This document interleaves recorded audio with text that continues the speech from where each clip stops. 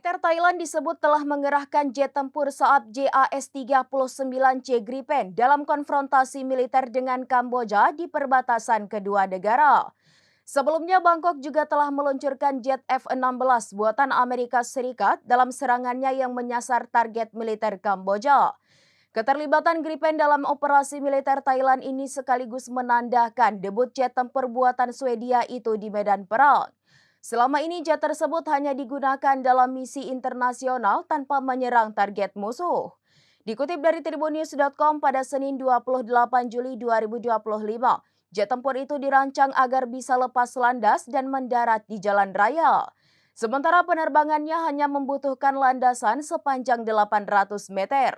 Jet produksi Swedia itu membutuhkan sekitar 20 menit untuk menyerang sasaran di darat. Jangkauan terbang Gripen memang kalah daripada F-16, yakni hanya sejauh 3.200 km. Namun pesawat tempur ini mampu melakukan operasi perang yang berpusat pada jaringan. Hal ini memungkinkan pertukaran informasi secara real-time antara platform udara, laut, dan darat. Saat ini baik Thailand maupun Kamboja masih saling bertukar serangan di perbatasan. Meski demikian, Presiden Amerika Serikat Donald Trump menyebut keduanya akan segera bertemu untuk melakukan perundingan.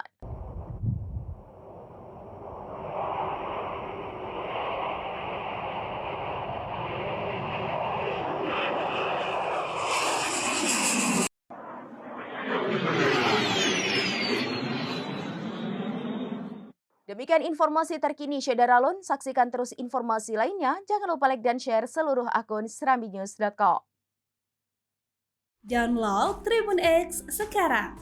Menghadirkan lokal menjadi Indonesia.